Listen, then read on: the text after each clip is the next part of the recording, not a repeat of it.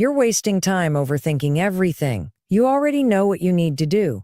But instead of taking that first uncomfortable step, you sit there and replay every possible scenario in your head. What if I fail? What if they judge me? What if I'm not ready? What if it doesn't work out? Stop. That loop in your head is not strategy. That voice trying to convince you to wait, to plan more, to think it through just one more time. It's fear in disguise. It's not helping you. It's keeping you stuck. The truth is, overthinking is a form of self-sabotage. It gives you the illusion that you're being responsible or careful, but really you're just avoiding the discomfort of doing the thing. The longer you overthink, the further you drift from action. And action is the only thing that creates clarity. Let me say that again. Clarity doesn't come from thinking. It comes from doing. You can't think your way into confidence. You can't analyze your way into progress. You've got to move. You've got to try. You've got to be willing to be bad at something before you can be good at it. But your brain doesn't want that.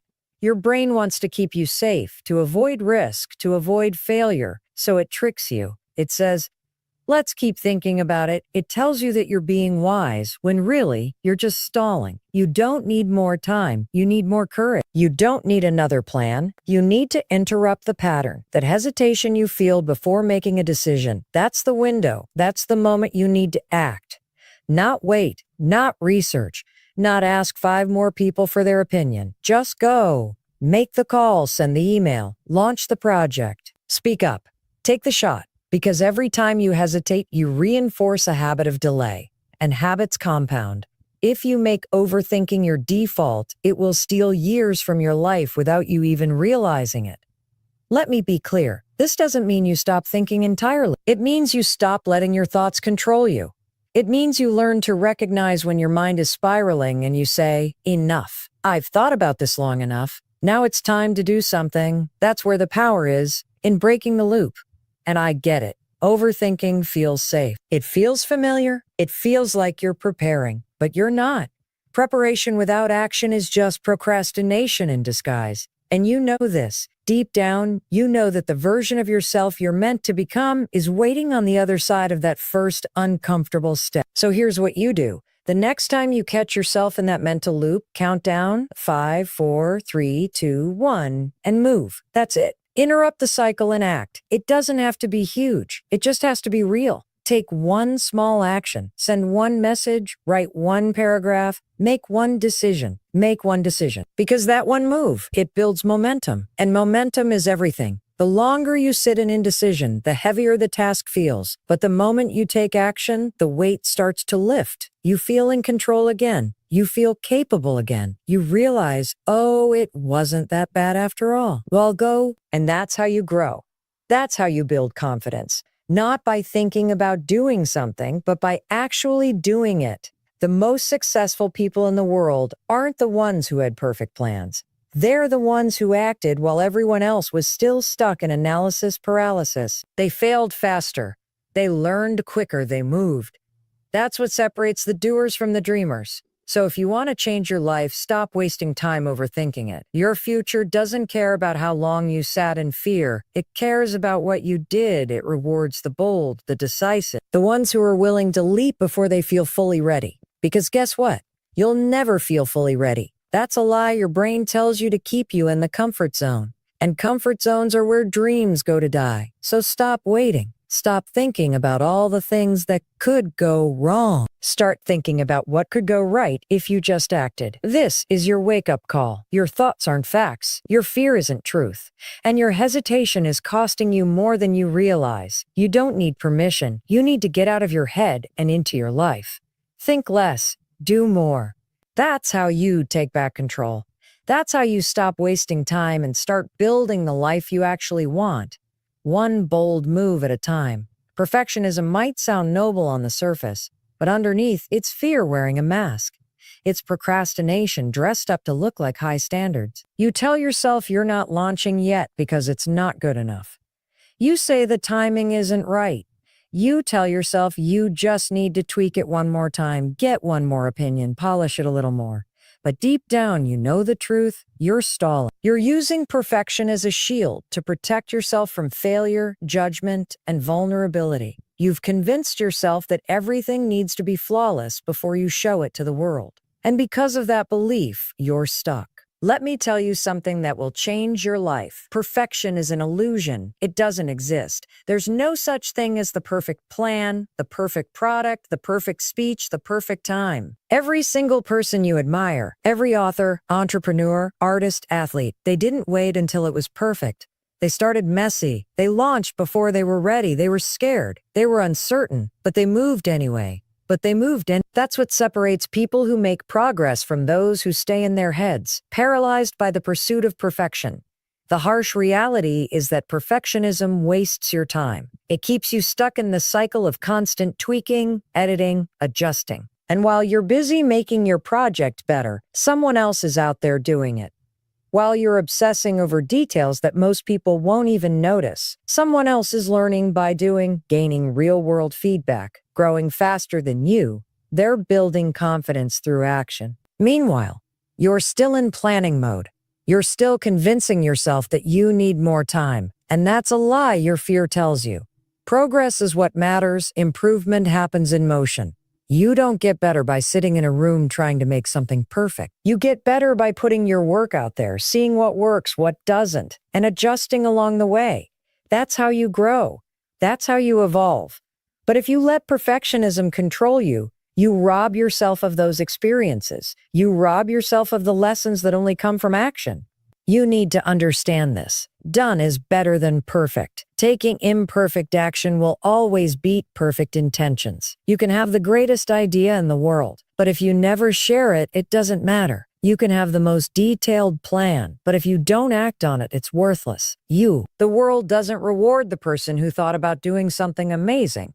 It rewards the person who actually did it, even if it wasn't perfect. This mindset shift is critical if you want to make progress. You have to stop tying your self-worth to the quality of your output.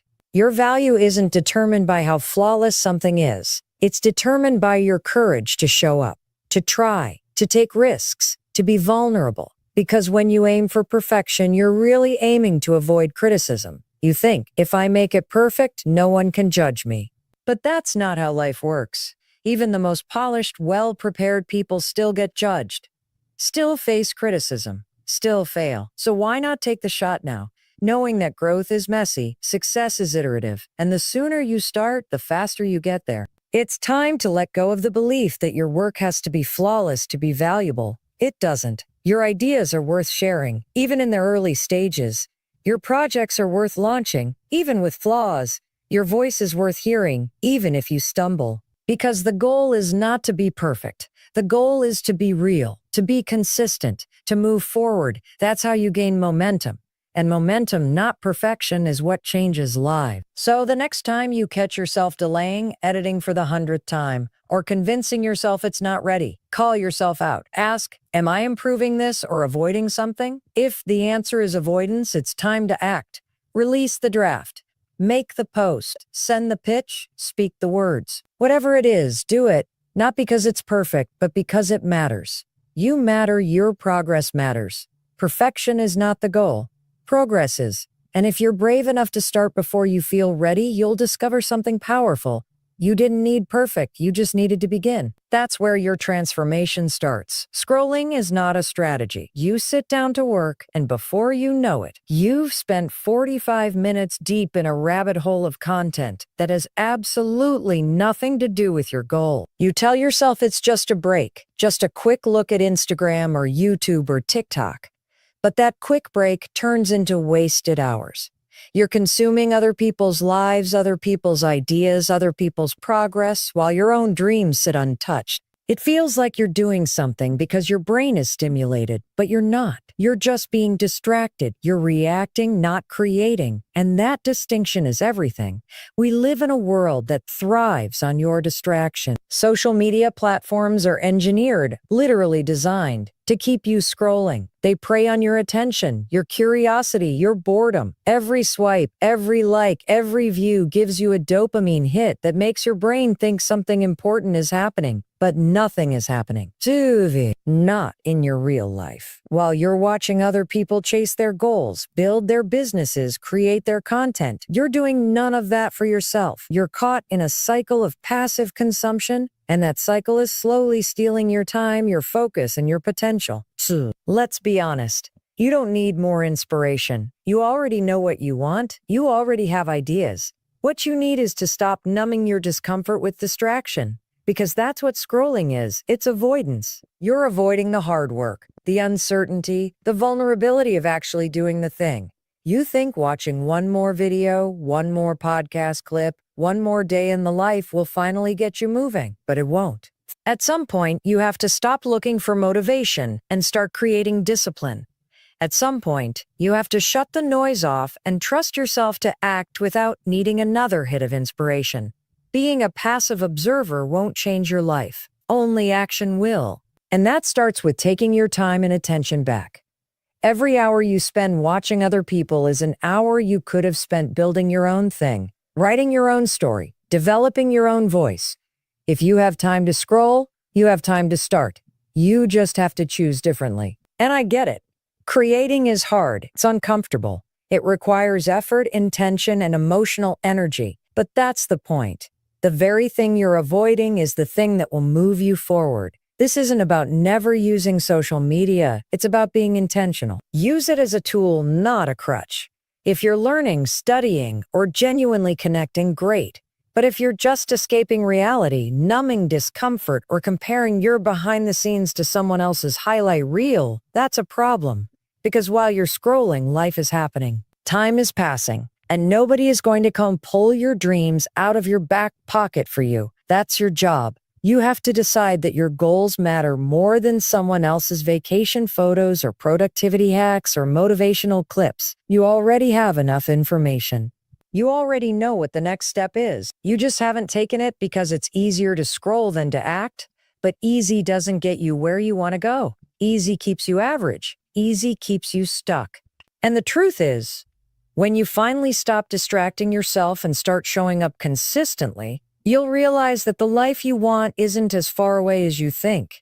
It's just buried under all the time you've been giving away to things that don't matter. So here's your challenge. The next time you reach for your phone out of habit, stop.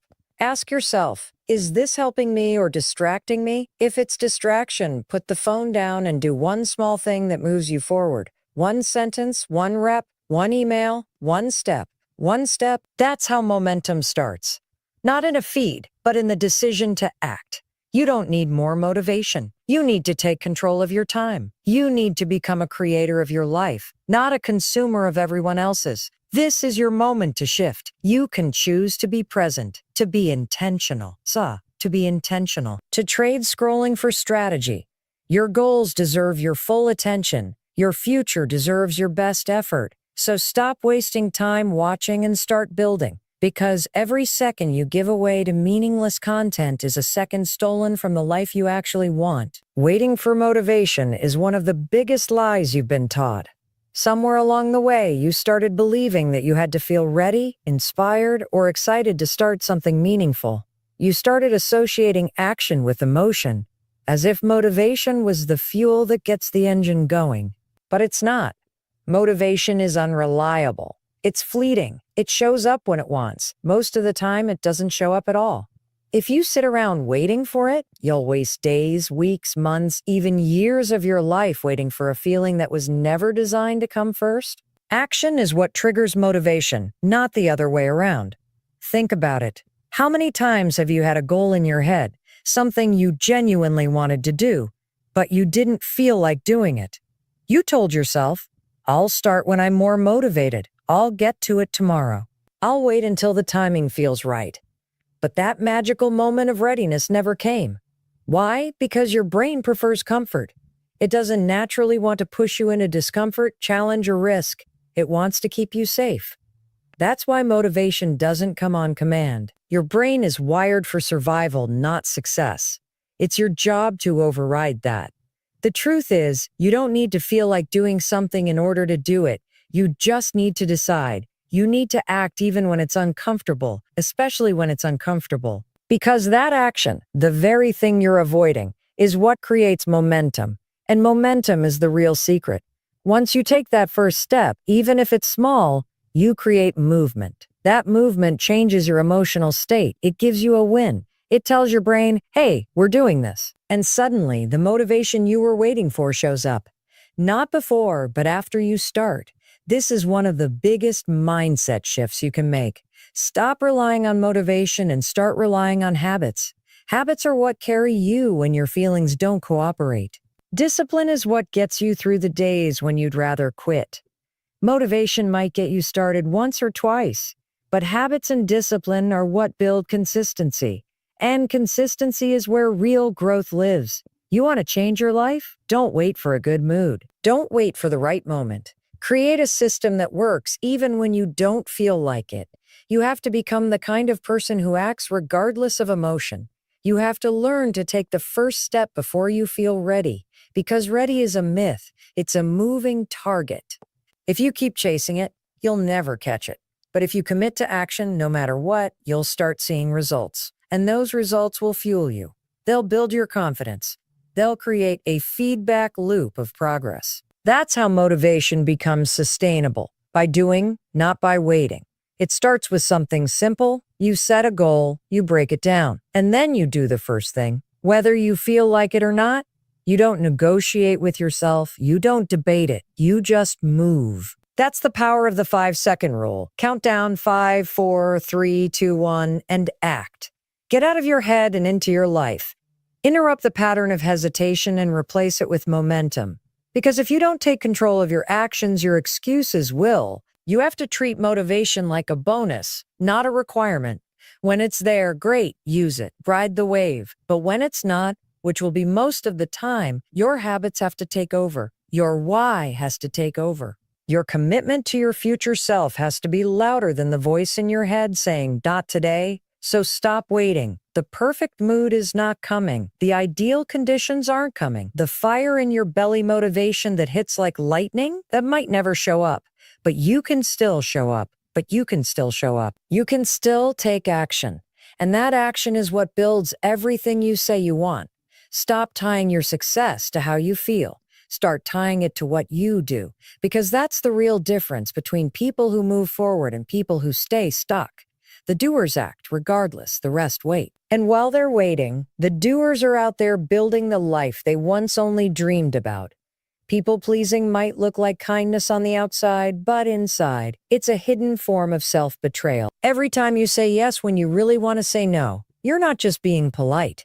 You're putting someone else's needs ahead of your own in a way that chips away at your time, your energy, and your sense of self. You're not helping. You're hiding. You're afraid of disappointing people, afraid of being judged, afraid of conflict. So instead of standing your ground, you bend. And the more you bend, the more out of alignment you become with who you really are and what you really want. Let's call it what it is. People-pleasing is time theft. You are literally handing over your life, one yes at a time, to things that don't serve your goals, your values, or your peace. You take on extra work you didn't want. You show up to events that drain you. You respond to texts when you're exhausted. You overextend, overcommit, and over-apologize, all to keep the peace or avoid guilt. And while you're doing that, guess what's not getting done? Your own priorities, your own growth, your own rest. It's not that you don't have enough time. It's that you've given too much of it away trying to be everything for everyone. And here's the hard truth. The people-pleasing doesn't make people like you more. It makes them expect more. When you consistently show up in a way that says, your needs are more important than mine, people get used to it. You train them to take advantage of your time and energy, even if they're not doing it maliciously. You set the standard. And when you finally do try to set a boundary, they push back. Not because they're bad people, but because you taught them that your default answer is yes. So why do we do it? It goes back to fear of rejection, fear of not being good enough, fear of being seen as selfish. But protecting your peace is not selfish. Saying no is not rude. Having boundaries is not cold. It's healthy. Every time you say no to something that doesn't serve you, you're actually saying yes to something that does. Your time is your most valuable resource. Once it's gone, it's gone. It's gone. You don't owe anyone unlimited access to it. You have to start trusting yourself enough to disappoint others if it means staying true to you. Not everyone is going to like it. Some people will be upset. That's okay. Let them be. Your job is not to manage other people's feelings. Your job is to manage your life. Every time you choose to honor your boundaries, you build self-respect. And the more you do that, the less tolerance you'll have for anything that drains or distracts you. Start small. The next time someone asks for your time or energy, pause. Ask yourself, do I really want to do this? Not. Will they be upset if I don't? Not. What will they think? But, is this aligned with my priorities right now? If the answer is no, say no. You don't owe anyone a detailed explanation or an apology. A simple, I can't commit to that right now, is enough. And if that feels hard, good. That's the point. Growth isn't supposed to be comfortable. It's supposed to stretch you. The more you practice this, the more empowered you become. You'll start noticing how much lighter you feel when you're no longer carrying everyone else's expectations. You'll have more time to focus on your goals, your passions, your peace. You'll start showing up to your life, not just other people's lives. And ironically, you'll probably find that the people who matter most respect you more for it.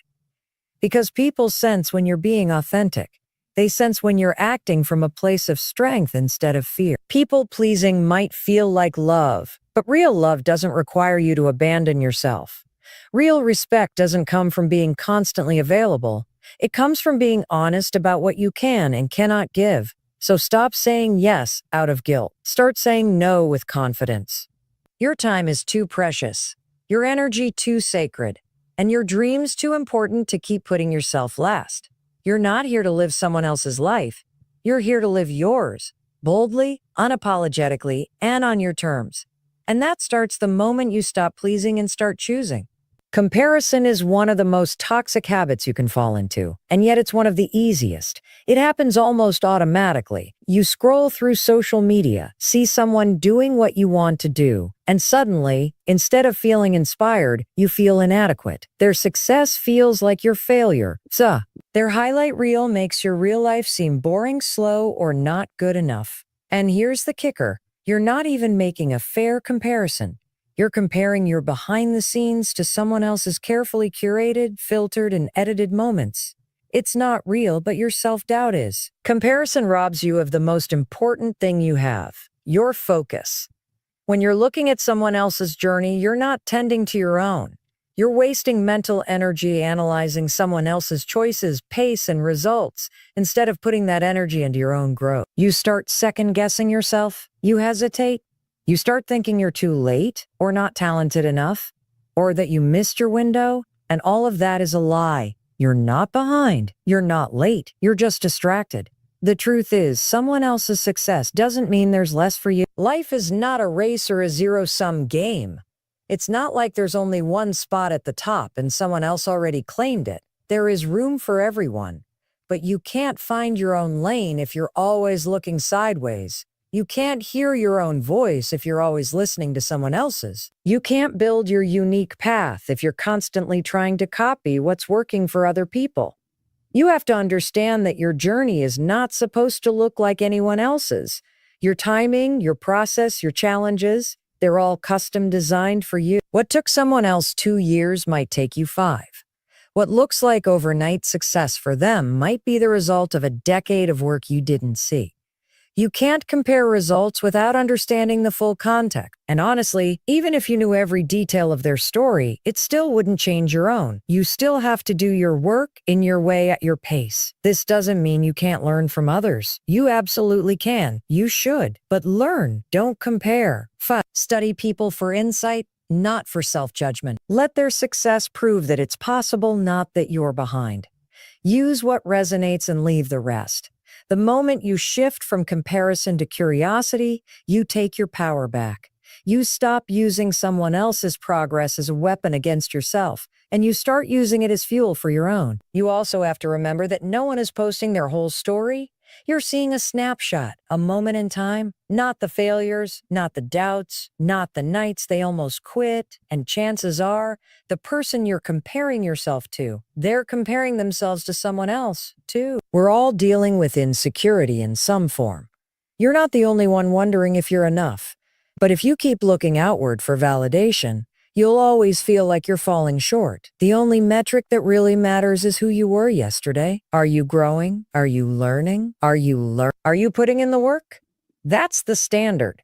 That's where your focus needs to be. Because when you compare yourself to your past self, you see the truth. You've come farther than you give yourself credit for. You've overcome things that once felt impossible, and you're not done yet. Your story is still unfolding. So the next time you catch yourself scrolling, watching, analyzing, stop, pause and ask, is this helping me grow? Or is it distracting me from my purpose? If it's the latter, close the app, put your phone down and come back to your own life. Come back to your goals. Come back to your next step. Because that's the only thing that's actually in your control. Your actions, your choices, your mindset. Comparison will always try to pull you away from your power, but you don't have to listen. You can choose to stay rooted in your own path. You can choose to trust your own timing. You can choose to believe that your journey, with all its twists, setbacks, and victories, is exactly what it needs to be. You are not behind. You are not too late. You are becoming, and that is more than enough. One of the biggest mistakes you can make is underestimating the power of small, consistent steps. So many people wait for the big moment, the grand opportunity, the perfect plan before they take action. They think success is built on huge breakthroughs or once-in-a-lifetime chances. But the truth is, greatness is rarely built in loud, dramatic moments. It's built quietly, day after day, in the small, often invisible choices you make when no one is watching. Skipping those small actions, brushing off the tiny habits, thinking it won't matter if I do it tomorrow instead. That's where most people lose. Not in a single catastrophic decision, but in the slow, silent erosion of consistency. We live in a world that praises overnight success and viral breakthroughs, but what they don't show you is the years of practice, the discipline, the repetition that made that success possible. It's not sexy, it's not glamorous, but it's the truth. The person who shows up every single day, tired, unmotivated, even uncertain, but still puts in the reps, still writes the words, still trains, still makes the calls. That's the person who wins. Not the one who works in bursts when they feel inspired, but the one who's willing to be consistent even when it's boring, even when no one is clapping. You have to stop thinking that small actions are meaningless. That 5-minute workout, that one healthy meal, that single page of writing, that extra 10 minutes reviewing your goals. It compounds. Every single action is a vote for the person you want to become. The problem is that the results aren't instant, and we've been conditioned to expect fast results. But the results you can't see immediately are often the most powerful ones. Like building a foundation underground, no one sees it, but it holds everything up. Consistency is what builds self-trust. When you show up for yourself every day, even in the smallest way, you start believing that you are capable, dependable, and disciplined. And once you believe that, everything changes. Your confidence doesn't come from motivation. It comes from evidence that you follow through, that you keep going, that you finish what you start, and that evidence only comes from showing up, not once in a while, but every day. And let's be clear, being consistent doesn't mean being perfect. You will miss days, you will slip up. That's not failure, that's life. What matters is how quickly you come back. What matters is not letting a bad day become a bad week or a bad month. You don't throw out the whole plan because of one mistake. You recommit, you reset, you keep going. That's the mindset that separates the doers from the dreamers. It's easy to get discouraged when you don't see progress right away, but consistency is like planting seeds. You water them every day, but you don't see the sprout for weeks. That doesn't mean it's not working. It means growth is happening underground. And if you stop watering too soon because you don't see results, you kill the potential before it even has a chance to show up. You have to stay patient. You have to stay committed. You have to believe that the work you're doing is building something, even if you can't see it yet. If you look at anyone who's achieved something remarkable, you'll find a trail of small, consistent efforts behind them. They weren't always the most talented or the smartest, but they were the most disciplined. They kept showing up. They kept doing the work. They didn't rely on luck.